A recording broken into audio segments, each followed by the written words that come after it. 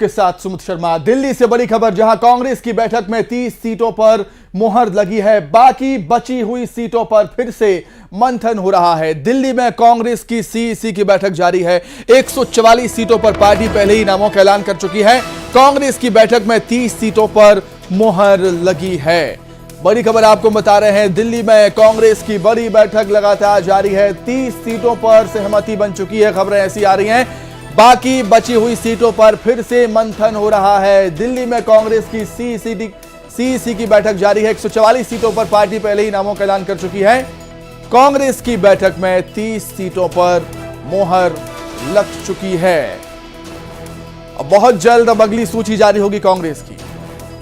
30 सीटों पर मुहर लग चुकी है और बाकी बची हुई सीटों पर मंथन अभी हो रहा है।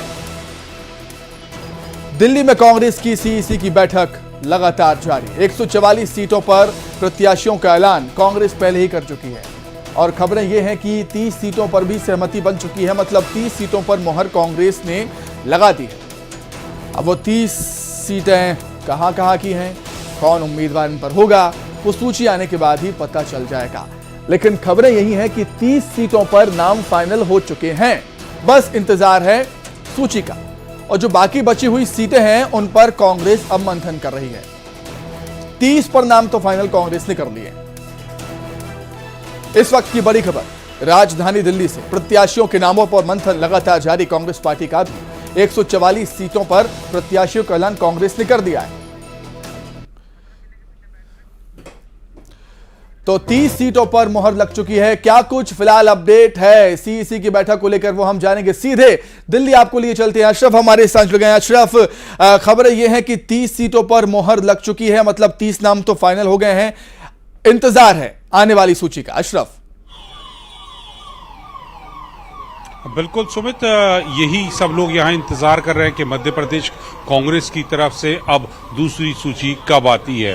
आज दिन में ये सुबह सीईसी हुई थी और अब इस वक्त फिर यहाँ पर मध्य प्रदेश को लेकर सीईसी हो रही है। तो आप इस चीज का अंदाजा लगा सकते हैं कि कांग्रेस नेतृत्व कितने दबाव में है और वो चाहता है कि जल्द से जल्द सीईसी का जो प्रक्रिया है वो पूरी हो और जो उम्मीदवार चुनने की प्रक्रिया है उस पर सीईसी में मोहर लग जाए, अंतिम फैसला लिया जाए और उसके बाद फिर सूची जारी कर दी जाए। लेकिन पेज कहीं ना कहीं फंसा हुआ है। जो हमारे सूत्र बता रहे हैं वो सिर्फ इस वजह से फंसा हुआ है कि करीब 20 से 30 सीटें ऐसी हैं जिस पर 4 या 5 उम्मीदवार हैं और वो 5 दावेदार, यानी वो 4 से 5 दावेदार मजबूत दावेदार हैं और उनके सपोर्ट में भी मध्य प्रदेश के बड़े नेता हैं। अब उन दिक्कत ये आ रही है कि इन 4 में या 5 में से किसी एक को चुनना वो बहुत बड़ी चुनौती है, क्योंकि उनके पीछे कद्दावर नेताओं की सिफारिश भी है। अगर वो उनको किसी एक को चुनते हैं तो बाकी जो 3 या 4 लोग हैं, जाहिर सी बात है वो नाराज होंगे। तो उस नाराजगी को दबाने के लिए आप नजरें बनाए रखिएगा। हम लगातार आपसे अपडेट्स देते रहेंगे। फिलहाल आपका बहुत शुक्रिया अशरफ। और आगे बढ़ते हैं, बात कर लेते हैं छत्तीसगढ़ की, जहां पर कांग्रेस की एक और लिस्ट जारी हो चुकी है। 53 उम्मीदवारों की घोषणा की है कांग्रेस ने, जिसमें से 8 विधायकों के टिकट काट दिए हैं। जगदलपुर से जितिन जायसवाल को टिकट मिला है। मनेन्द्रगढ़ से रमेश सिंह को टिकट है। भटगांव से पारसनाथ राजवाड़े को टिकट दिया है। प्रतापपुर से राजकुमारी मरावी को टिकट मिला है। रामानुजगंज से अजय तिर्की को टिकट मिला है। जशपुर से विनय कुमार भगत, कुनकुरी से यूडी मिंज उम्मीदवार। उसका विकास किए हैं और पर्यटन दृष्टि से भी उसको बहुत अच्छे ढंग से सजाया संवारा गया है। उसी प्रकार से ऐसा कहा जाता है इतिहासकारों द्वारा कि भगवान राम अपने वन गमन के समय 14 वर्ष का अधिकांश समय छत्तीसगढ़ में उन्होंने बिताया है और उन स्थानों को चिन्हांकित करके छत्तीसगढ़ का जो प्रथम गांव है हरचौका सीतामढ़ी, जो कोरिया में है, कोरिया जिला में, वहां से लेकर के रामाराम जो सुकमा कुंटा में है, बस्तर, तो यहाँ तक 75 स्थानों चिन्हांकित कर विकसित किया जा रहा है। प्रथम चरणों में 9 स्थानों को विकसित किया गया, जिसमें हरचौका सीतामढ़ी, सिवरी नारायण, खरौद, इधर आगे आएंगे तो चनखुरी को लेकर के चनखुरी, सिरपुर, राजिम, सिहावा, जगदलपुर, रामाराम, इन सब स्थानों को विकसित किया जा रहा है। तो निश्चित रूप से भगवान राम का जो सेवक हैं वह तो भूपेश बघेल जो सेवा कार्य पूरा कर रहे हैं, उसी काम को आगे बढ़ाने के लिए मुझे रायपुर दक्षिण से प्रत्याशी बनाया गया है। अब मुझे पूरा विश्वास है कि जनता मुझे सेवा का अवसर प्रदान करेंगे। तो राम के नाम पे वोट मांगेंगे आप या फिर और कुछ मुद्दे भी उठाएंगे आप? आपको क्या लगता है कि और किसका राम किस पर भारी पड़ेगा? क्योंकि आजकल तो पूरी राजनीति में यही चल रहा है, मेरा राम ज्यादा बड़ा, तुम्हारा राम ऐसा।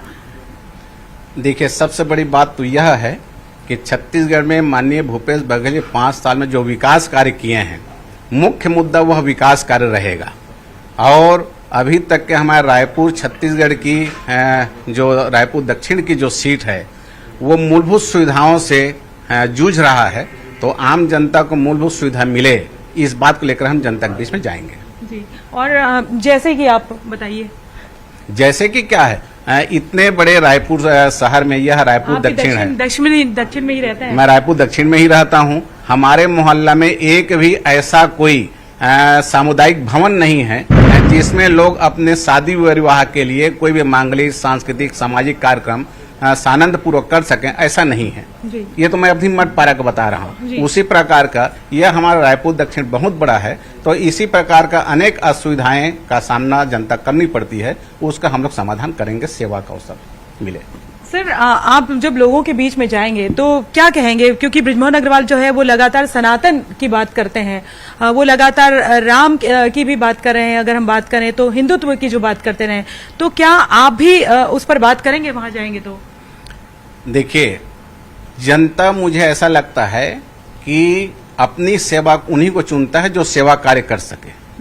और अभी तक के माननीय भूपेश बघेल जी ने 5 साल में सेवा क्या होता है, छत्तीसगढ़ में सेवा कैसे किया जाता है, उसको करके उन्होंने दिखाया है। और उसी बात को लेकर हम जनता के बीच में जाएंगे और जनता का आशीर्वाद और सहयोग मिलेगा। आज हेमंत बिस्वा शर्मा आए हुए थे कवर्धा में और उन्होंने अभी जो लाइन कही और जिस तरह से साझा में जो टिकट दी गई है, उससे तो ये पता चल रहा है कि बीजेपी जो है वो हिंदुत्व का मुद्दा, सनातन का मुद्दा, सांप्रदायिकता का मुद्दा उठाएगी। और जिस तरह के बयान उन्होंने दिए मोहम्मद अकबर को लेकर, मंत्री मोहम्मद अकबर के, एक अकबर आएगा तो उसके बाद 100 अकबर लेके आएगा, तो इसलिए एक अकबर को भगाइए। तो क्या आपको लगता है कि आपका मुद्दा भी जो है वो हिंदुत्व का रहेगा वहां पर? आप कैसे उसको वो करेंगे? मैंने पहले ही आपको कहा है आपके चैनल के माध्यम से कि भगवान राम का यह ननिहाल है। माता कौशल्या का एकमात्र मंदिर छत्तीसगढ़ में और रायपुर के चनखुरी में है, लेकिन इस 15 साल में एक ईंटा भी नहीं रखा गया। ये कैसे सनातनी है, कैसे भगवान राम के भक्त हैं? कल वोट मांगने के नाम लेते हैं भगवान राम का, वोट मांगने के समय बाकी कोई काम करते नहीं है। माननीय भूपेश बघेल जी 5 साल यही काम किया है, विकास कार्य, तो जनता देख रही है। तो आप जब लोगों के बीच में जाएंगे, वोटर्स के बीच में, ठीक है, इश्यूज तो उठाएंगे, आप ये भी कहेंगे कि भाई आपकी सरकार ने, चूंकि आप गौ सेवा आयोग के अध्यक्ष भी रहे हैं, क्या काम किया, गायों को लेकर क्या आपने किया है, लेकिन क्या आप ये भी कहेंगे कि आप कंपैरिजन करेंगे क्या? भाई मैं तो महंत हूँ, मेरा तो बहुत बड़ा मठ है, तो मुझसे बड़ा राम का सेवक क्या होगा? जब बृजमोहन अग्रवाल इसकी बात करेंगे, जब सनातन संस्कृति, हिंदू धर्म की, मुझसे बड़ा जो है उसको संरक्षण करने वाला क्या, आप इस तरह की बात करेंगे क्या? या जिस बात को आप पूछ रहे हैं जवाब आप स्वयं दे रहे हैं, लेकिन आपके मुंह से सुनना चाहती हूँ मैं। आप जब जवाब आप स्वयं दे रहे हैं कि मुझे क्या प्रमाण पत्र की जरूरत है कि मैं भगवान राम का भक्त हूँ कि नहीं हूँ, मैं सनातनी हूँ कि नहीं हूँ, इस बात क्या मुझे बोलना पड़ेगा? आप क्या लगता है, आपको कितनी लीड लेंगे आपको लगता है? मुझे ऐसा लगता है कि रायपुर दक्षिण जनता का पूरा सहयोग मुझे मिलेगा और बहुत वर्षों बाद रायपुर दक्षिण का यह विधानसभा कांग्रेस की झोली में जाएगी और कांग्रेस के एक सिपाही बनकर के, एक सेवक बनकर के मैं विधानसभा तो बिल्कुल बृजमोहन अग्रवाल के सामने महंत संत राम महंत दास होंगे तो दिलचस्प मुकाबला काफी हो जाएगा। अशरफ लगातार हमारे साथ जुड़े हुए हैं। अशरफ, पहली सूची में 8 विधायकों का टिकट कटना, दूसरी सूची में भी 8 विधायकों का टिकट कट जाना, कुल मिलाकर 16 विधायकों के टिकट कांग्रेस काट चुकी है और आप जैसा कि बता रहे थे और भी टिकट कट सकते हैं। किस तरीके से देखते हैं आप इसको अशरफ? देखिए, ये सरकार का जनता पर जवाबदेही है। जो टिकट कट रहे हैं वो सरकार की जवाबदेही है, क्योंकि सरकार ने जो सर्वे किया है उसमें पता चला है कि लोग इन विधायकों से नाराज है, क्योंकि इन विधायकों ने परफॉर्म नहीं किया, आम लोगों की आवाज नहीं बने। तो सरकार को, जनता को जवाबदेह है। तो उनको अब चुनाव है, तो चुनाव मैदान में वो क्या कहेंगे, वो किस उन्हीं उम्मीदवारों पर दोबारा दाव नहीं लगा सकते, क्योंकि वही जनता फिर उनसे पूछेगी 5 साल इन्होंने क्या किया हमारे लिए, ये तो आए नहीं। तो उस स्वर को दबाने के लिए और अपना परफॉर्मेंस सुधारने के लिए मौजूदा विधायकों के टिकट काट रहे हैं। ये सरकार का एक रणनीतिक और एक सधा हुआ कदम है। और अभी भी हमारे जो सूत्र बता रहे हैं कि 7 सीटों पर उम्मीदवार घोषित नहीं हुए, तो यहां पर भी तलवार लटक रही है।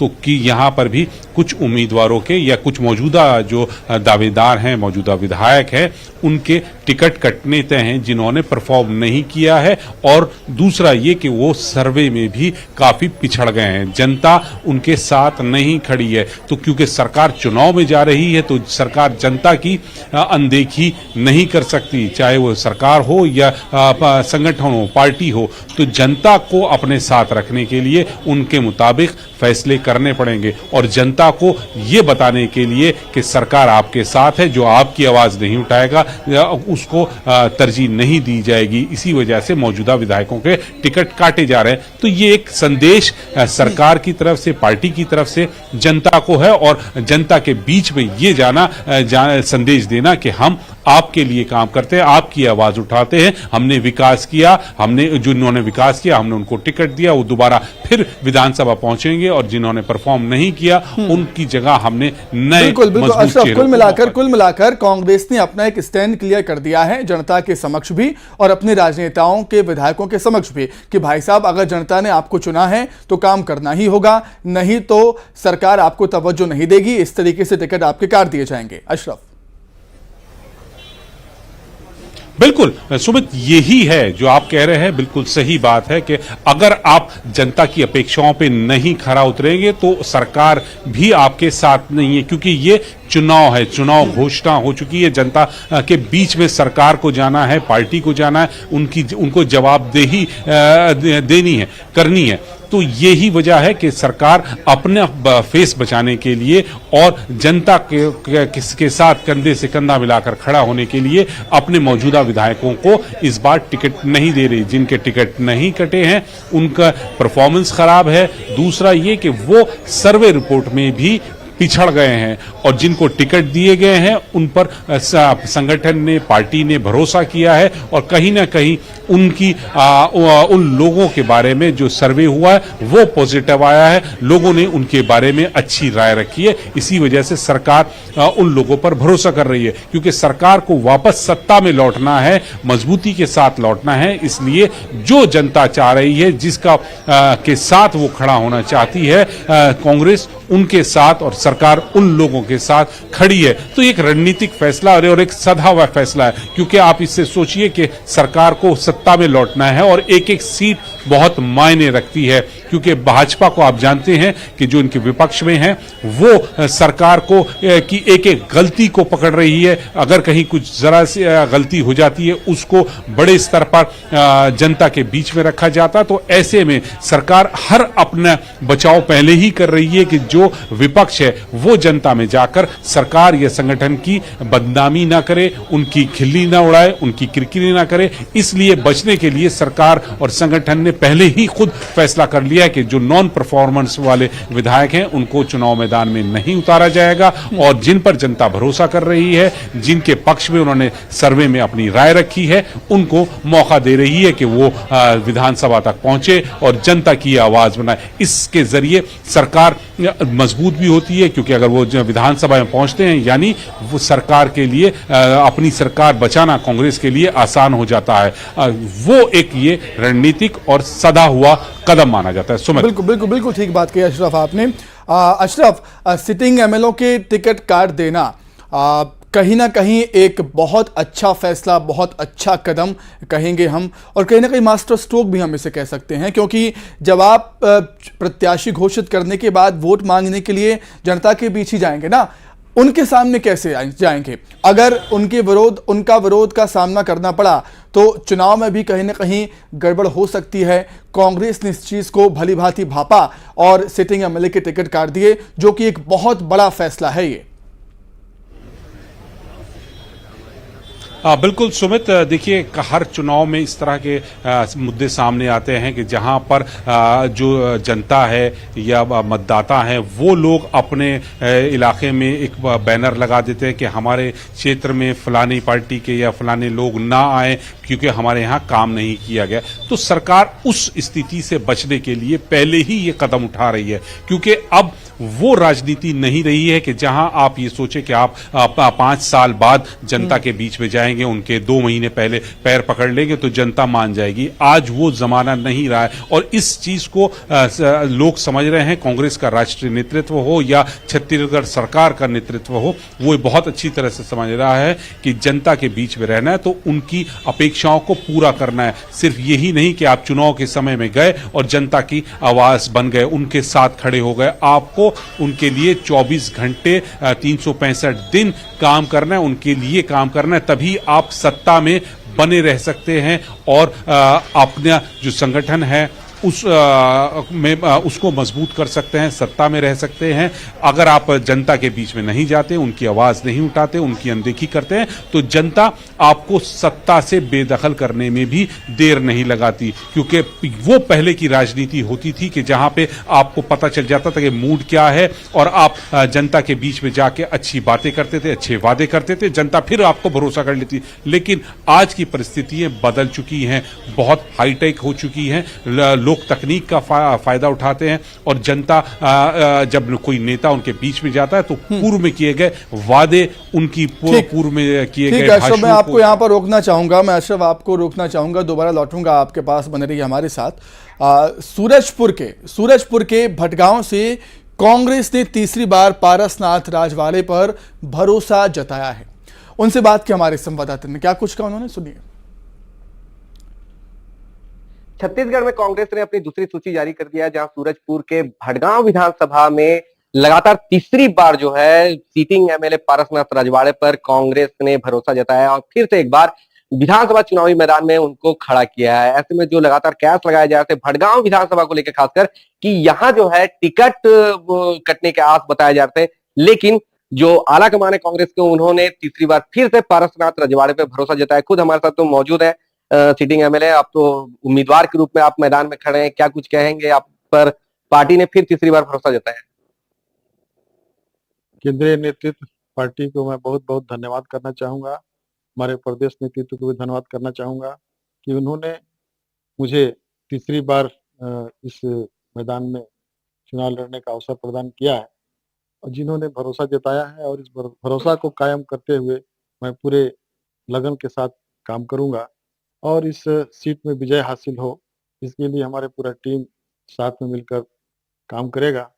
और हमारे जो भी साथी टिकट के दावेदारी कर रहे थे, वो सब को साथ मिलकर काम करेंगे। सभी हमारे भाई हैं और सभी लोगों ने कहा भी है कि हम सब मिलकर काम करेंगे। बहुत चुटकियां लेने वाले माहौल बना हुआ था भटगांव विधानसभा, क्योंकि 2 महीना पहले भाजपा ने अपना प्रत्याशी घोषित कर दिया था। उसके बाद भटगांव विधानसभा में लगातार आपके टिकट कटने की बातें, दावेदार सामने आ रहे थे और मजा विपक्षी दल ले रहा था। क्या कुछ कहेंगे कि अब क्या लगता है कि जो दावेदार और जो मैदान में जो सरगर्मियां कांग्रेस की नजर आई थी वो दूर हो पाएंगी और सरगर्मियां क्या अब एक होकर नजर आएगी?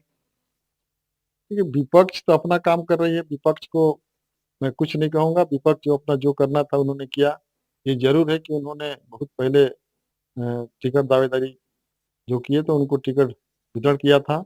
कांग्रेस ने भी जो समय पर टिकट वितरण किया है और हम सब एक साथ हैं, पूरी पार्टी एक साथ है, समस्त कार्यकर्ता एक साथ हैं और बखूबी चुनाव की तैयारी कर चुके हैं।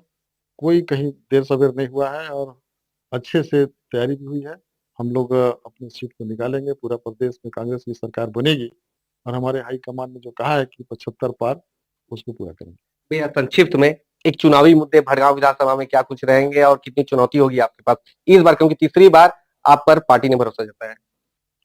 चुनाव में तो हर बार चुनौती रहती है और क्षेत्र में लोगों का स्नेह है, प्रेम है, ये सब जानते हैं और यही कारण है कि मुझे तीसरी बार पार्टी ने भरोसा जताया है और टिकट दिया है। हमारे प्रदेश नेतृत्व और केंद्रीय नेतृत्व ने जो भरोसा जताया है, तो वे निश्चित तौर पर ये मान के चलिए कि उनको पूरा भरोसा है कि भटगांव में कांग्रेस का परचम लहराएगा। तो ये थे कांग्रेस के भड़गांव विधानसभा के उम्मीदवार जिसको तीसरी बार पार्टी ने अपना भरोसा जताया और वो पूरी तरह से आश्वस्त है कि भड़गांव विधानसभा में कांग्रेस का परचम लगाएगा और छत्तीसगढ़ में फिर से एक बार कांग्रेस की सरकार बनेगी।